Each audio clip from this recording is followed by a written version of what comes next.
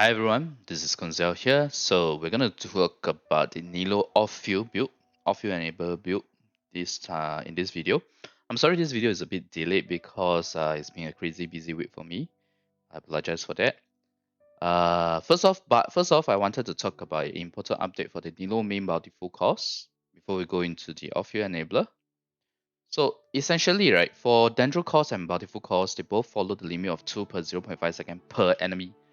I always have the 2 per 0.5 second in mind, but I kind of missed the per enemy when I was doing the math for Nilou Bountiful course. So in other words, right, what it means is that the max should be 2 for her quadratic scaling. So the damage isn't as high as I shared previously, but it's still very OP because even with 2 enemies, her Bountiful core damage is already 800k to 1 million per enemy at C0R1. This is very very high for a C0. This is the highest, still the highest C0 figure I've ever seen. And if you have C2R1, that adds another 160 to 170k. And this is of course assuming that the procs are spread across the characters, not everything being proc by Nilou. Okay. Now artifact comparison results remain the same because the C6 advantage is too small to justify going for crit stack even at 2 enemies. If you remember the previous video, at 2 enemies, right? With 2 enemies, the quadratic scaling scales to the stage where triple HP with EM is still better than all other permutations other than triple HP with crit substats at C6. But the percentage difference is only 1 to 3%. So you are still better off just building triple HP VM, even with Nilou as a mid. Anyway, for more details, please refer to Nilou Math Guide 3. I'm not going to talk more about this. And obviously, in this video, I will use 2 as well. Okay, 2 enemies. So, next, let's talk about the core comp itself. So, it's pretty much the same as the Nilou main Bloom comp because there's not much other options. We need more Dendro characters, especially Dendro healers. Dendro healer will really open up the comp options for us. But just bear in mind that now, in this video, Kokomi is the main driver instead of Nilou. Now, technically speaking, using Tighnari is visible too, but since I did a poll and majority of the poll voted Kokomi, right? We'll do Kokomi as main in this video and I'll test Tighnari main when Nilou is out. Okay? Next, let's talk about the rotation for Nilou off-field. So you see the rotation, I actually set up DMC EQ before Nilou E. And I'll talk about this later. And you'll notice that all the actions are interweaved between characters.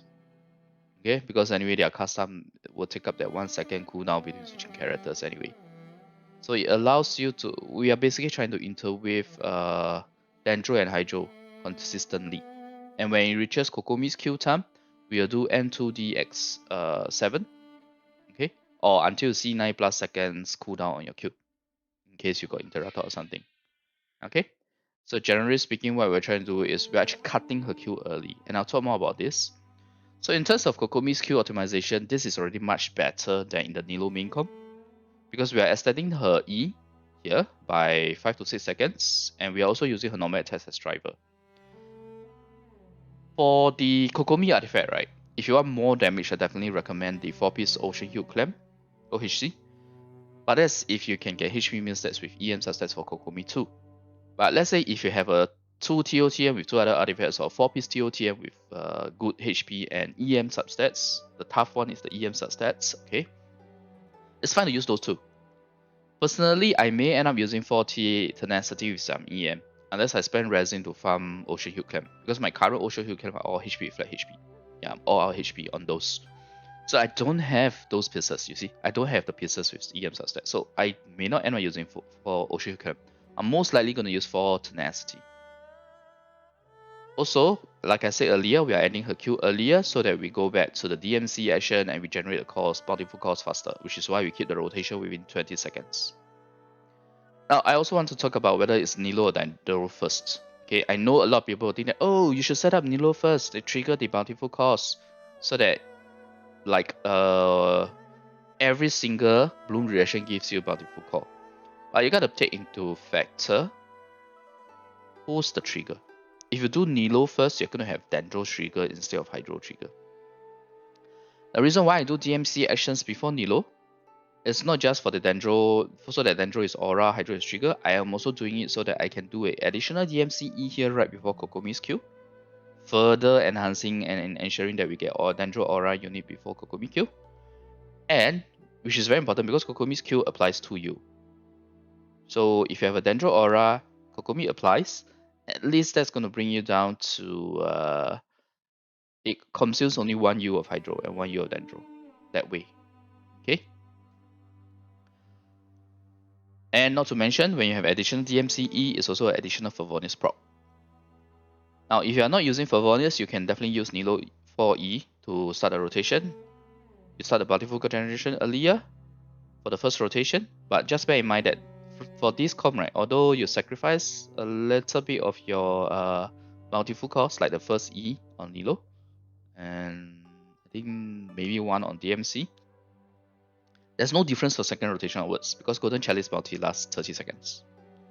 But if you switch Nilou actions to be first before DMC, number 1, although you lose 2 Dendro Core triggers by Nilou's high EM because of the third E, because third E, I'm not sure whether or not the Bountiful, the Golden Chalice Bounty will kick in for the third E.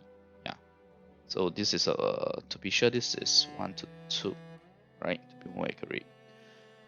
You're gonna need higher ER on your characters. Why? Because you are losing 1 DMCE, right? Because I said the timing, the cooldown wise, you need this in order to do 1 more DMCE and 1 more Favonius proc. So you lose 1 more DMCE, you lose 1 more Favonius proc if you do Nilou E first, and you also run into gauge unit issues because there's gonna be a lot more Dendro triggers rather than Hydro trigger. I will test between the two, but I'm pretty sure Dendro first is better for the Hydro triggers. Okay. Now, the other thing is the rotation, like I said earlier, it alternates between the Dendro and Hydro to ensure that there's Hydro triggers. So we constantly ensure that we are constantly, think of it this way, we're constantly reapplying Dendro so that Dendro can be the aura instead of like having Hydro 2 in a row. Like for example, if you do Nilou E X4 plus Kokomi E immediately after, you may run into a situation where it turns into Hydro being the aura. Which is why we put Cole E here instead of like doing Cole EQ together. So I hope this is clear. Alright. Now that's the rotation. Let's talk about the energy next. So these are the energy figures. You'll see that Nilou has a slightly higher ER now that she's off field, which makes sense, right? I mean, she is off field for most of the time now. And basically, the situation now is that Kokomi in return needs lesser ER because Kokomi is now on field. Okay, she's on field to receive the particles. So that's why the ER requirements also reflect accordingly, where Nilou now needs 160 versus 145 in the previous math guide, and 120 now with C4, while Kokomi needs 110 ER. Alright, now that being said, right, although Nilou's ER here is higher, please note that if you find yourself having difficulty maintaining high HP along with good EM values, ER is the first value I will drop here. Think of it this way, casting 1 less skill in 2 rotations is still better than sacrificing your HP or EM for ER, especially HP, because it impacts all the bountiful cards, not just those triggered by Nilou. Okay? Like if I have to choose between 50k HP and 60k HP, I'll take the 60k HP. I've already showed you guys the HP scaling versus EM scaling on Nilou bountiful cards. That's Nilou Math Guide 2, so do check that out if you have not. It will help you a lot in terms of how to prioritize the stat for Nilou. Alright, so this is the energy. Let's talk about the elemental application instances, right? Because now that Nilou has changed to off field, we have Kokomi on field now also applying Hydro, right? These are the application instances. Okay, this is not equivalent to the number of reactions. This is the number of application instances because of how ICD works. So for Nilou, technically speaking, you can hit 10 or up to 13 or 13 itself with C1 because C1 extends her Tranquility Aura by 6 seconds. Her Tranquility Aura applies Elemental per 2 seconds. So there you have, it's a +3.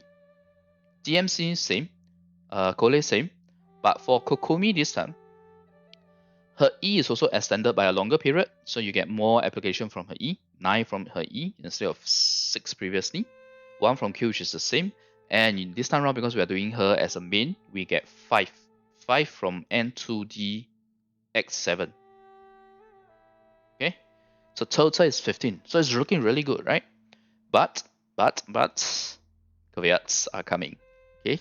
So as usual, I always say that we want Dendro to be the aura unit so that Hydra is a 0.5x. So other than having more Dendro application, you can also do interweaving of the application order so that there's never too much Hydra at one time. Now, do you remember my rotation? Do you know now why I'm separating and interweaving their actions? Even though it may make more sense to, like, put Kole E and Q together, for example, or Nilou E as straightforward with Nilou Q together. Now you see why we are interweaving, okay? Or you're alternating. With Kokomi as on-field and Nilou as off-field, we have more Hydro application now.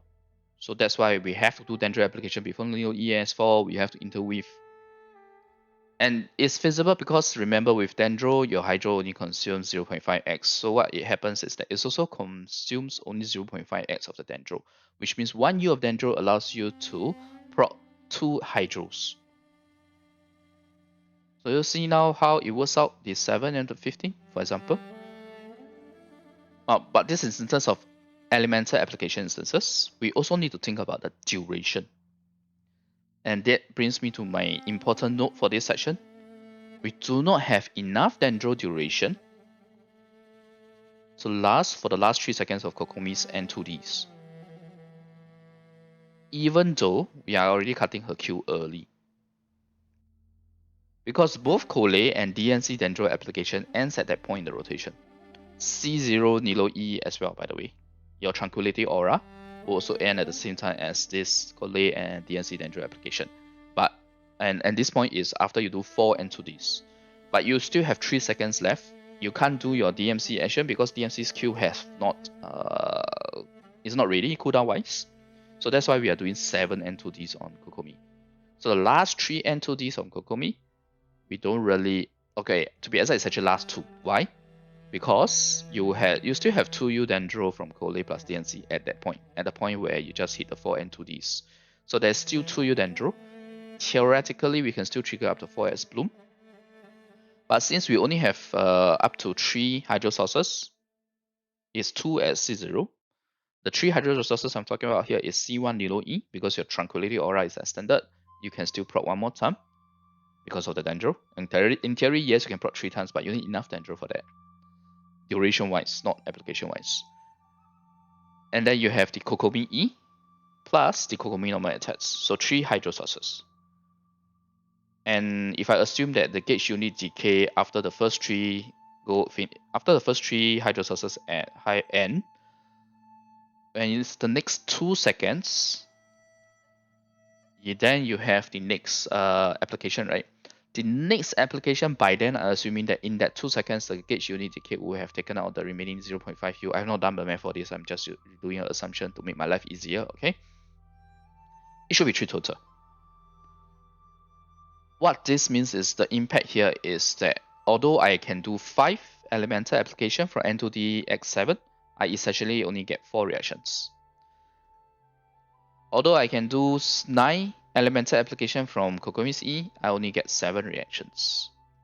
And for Sila Nilou, although I can theoretically get up to 9 reactions, I only get 7 reactions because in the rotation, our Dendro duration just ends before that. So in total, right, it's 22 blooms or 23 blooms if C1 Nilou, instead of 25 or 28 with C1 Nilou.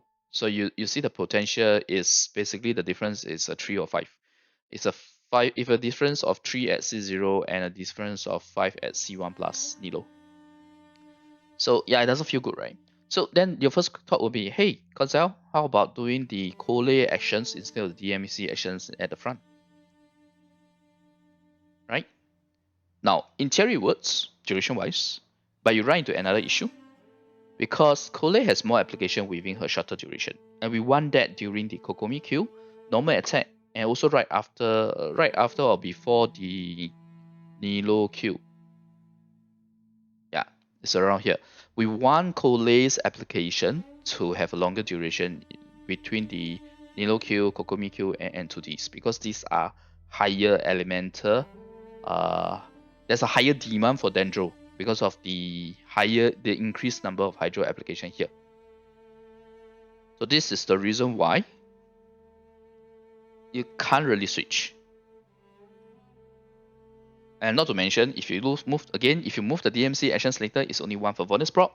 1 for bonus proc means you need higher ER. I mean, right now, Nilou already needs 160 ER with 2x DMC E with 2x for bonus procs. So, not very ideal. Okay, so what this means is, essentially, we really need future Dendro characters to have both strong and long duration of off-field Dendro application to replace Cole in this comp. So you have DMC first, and then a future Dendro character to replace Cole. Which, based on rumors right now, Nahida sounds like she's a very strong support at C0. So I hope she does have a long duration as well, not a short duration like Cole's. But anyway, we'll know more next Friday or next weekend.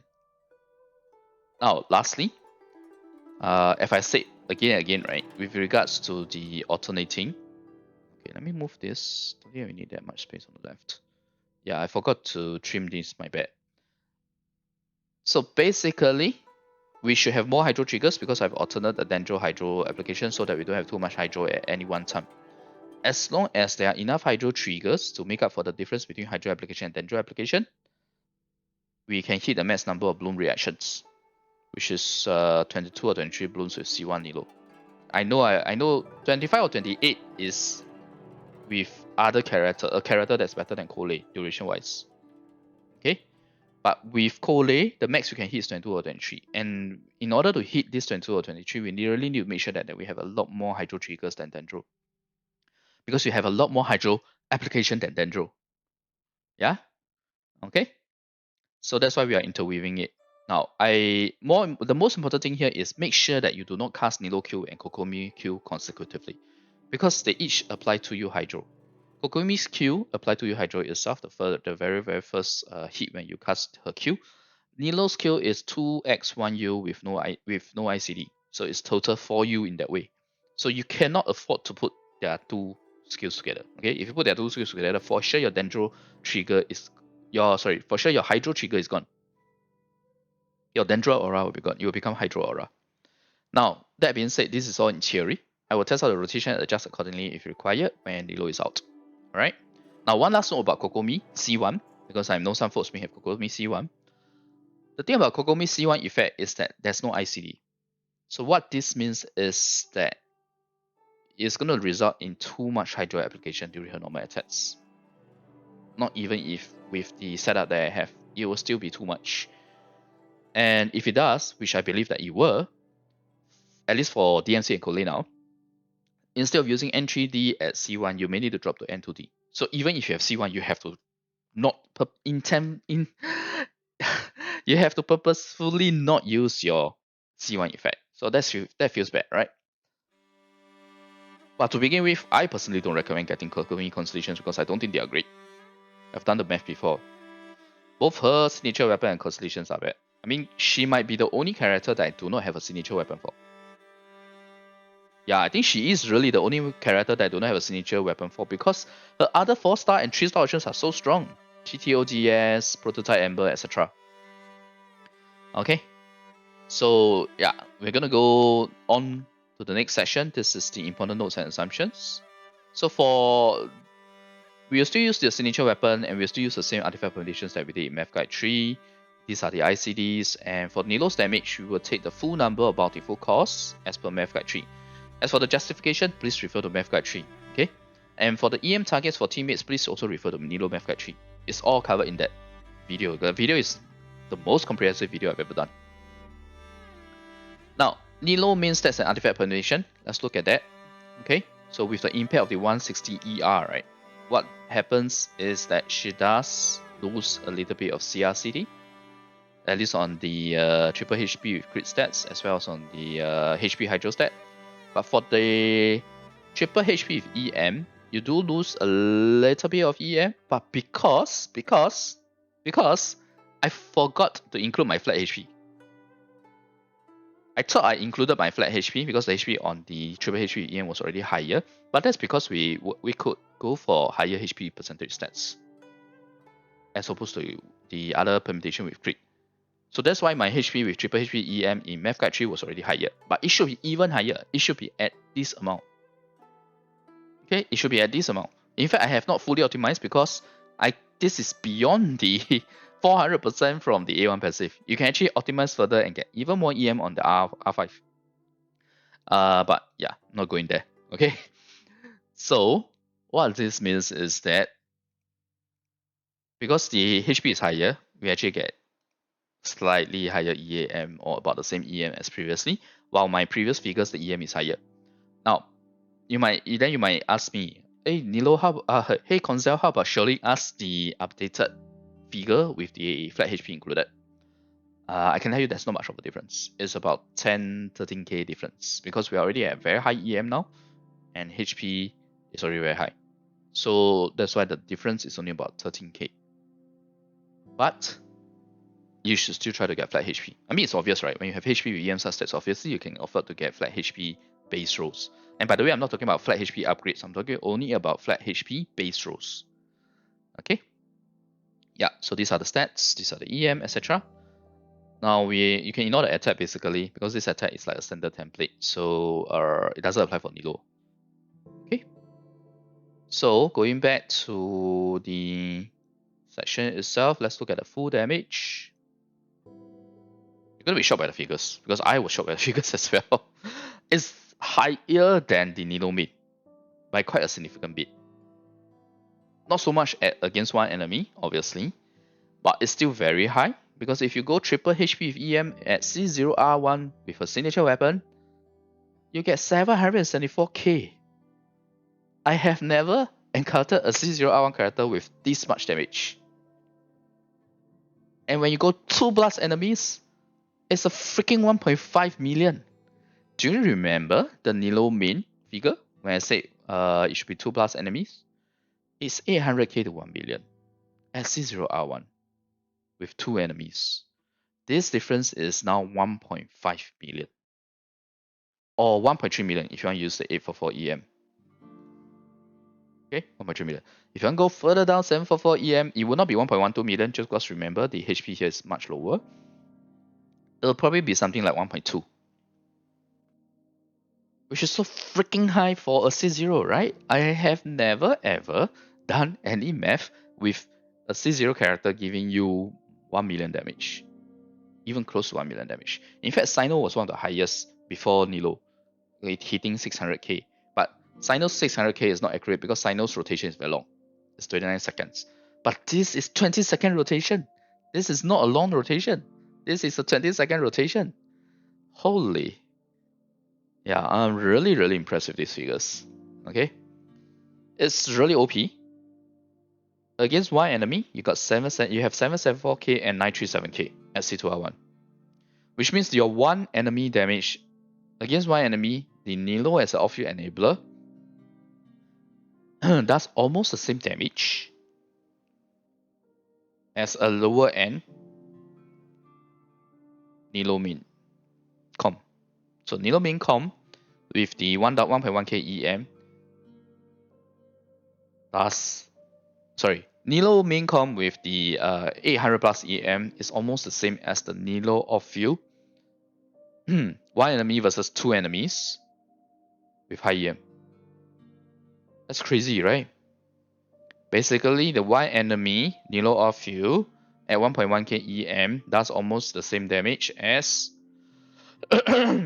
sorry, I should lose this. Okay, it does almost the same damage as the Nilou main with 2 enemies at the 800 plus EM mark. It's freaking crazy. Now, against 2 enemies, the damage is increased to 1.51 million at C0R1 and 1.83 million at C2R1. Now, of course, not everyone in the team will have 1.1k EM, right? Most of the people would have 800 plus EM if you follow my math guide tree. So even if it's math guide tree, you see you get 700k C0R1, 845k C2R1, or 846k against 1 enemy. Against 2 enemies, you get 1.34 million and 1.63 million. In fact, it will be higher because I'm aggravating to say that everyone has 844 EM.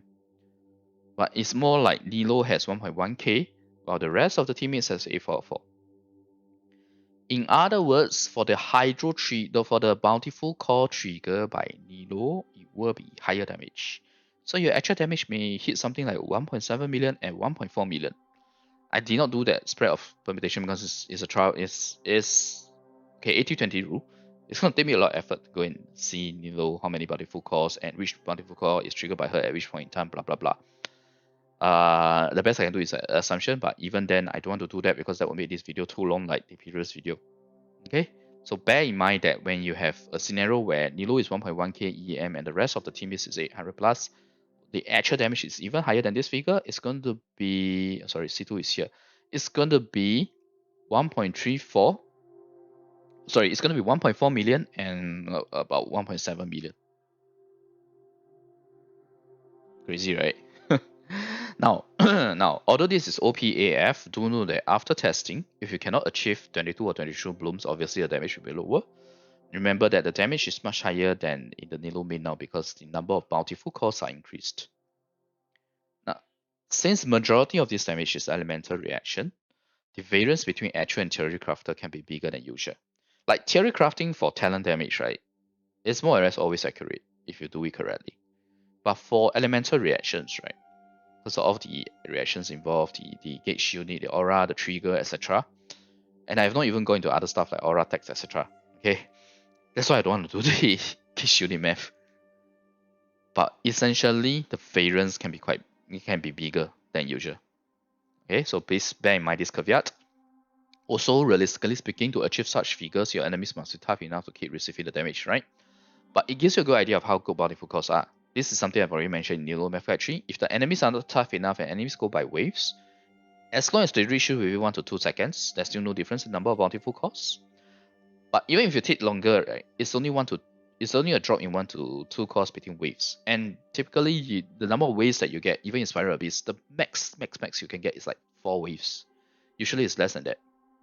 So it's only a loss of like 4 cores or 8 cores. If not, 8 cores can be painful, but you gotta remember her AoE is huge. It's big. Okay, the then bountiful core explosion is a big AoE. That's why I really don't think that the 2 cores is gonna be a scenario that happens. I actually think that it's more like 1 core. But I decided to put a 1 to 2 just to be a bit more conservative. So it's not that big of a loss damage wise. Okay. Now let's talk about artifact comparison now. Now that you see her being an off-field enabler doing so much damage, artifact comparison I can tell you this time round, in a comp where Nilou is the off-field enabler, so not even sub DPS or main DPS, because she's purely off-field enabler, her Tranquility Aura does not do any damage. It only applies wet. So triple HP with EM subsets is the clear winner against all other artifact builds. There is no permutation here where maybe something like C6 with crit stats is better. No such permutation, even against one enemy. Okay, so this difference will be even bigger when you have 2+ enemies. Now I'm not gonna do the math for that because you already have a clear winner here, very very clear winner. Always go for triple HP with EM for Nilou of your enabler in the Bountiful Core comp. Alright, so let's go on to the TLDR now. This video is much shorter because, like I said, I've covered a lot of the major, the main mechanics for the Nilou Bountiful cores. So that's why this second video can be shorter, or rather the fourth math guide can be shorter. So in terms of TLDR rotation, this is the rotation. We are alternating our Dendro and Hydro application to ensure that we don't remove our Dendro aura from the very beginning, or at least we try our best not to.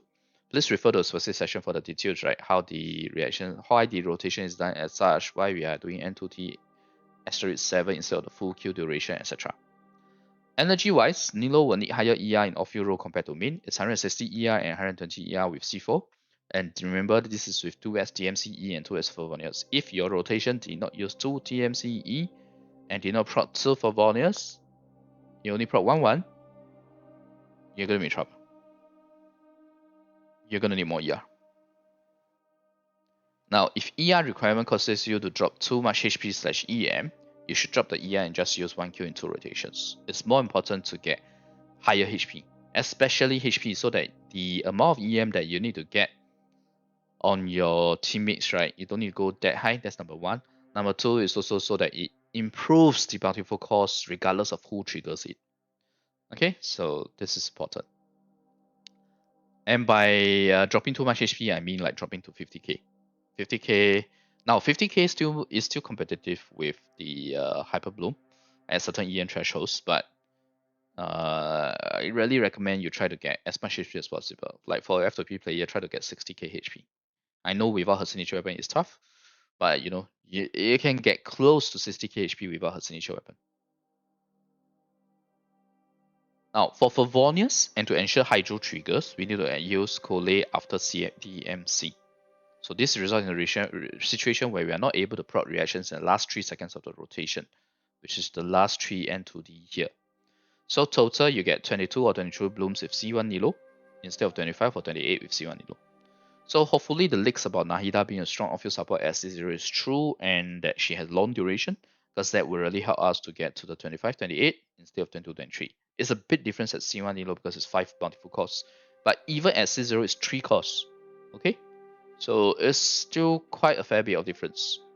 Now please refer to the specific set. Okay, if you want to know, right, each bountiful core is about 40k damage, slightly more now in the off-field enabler build.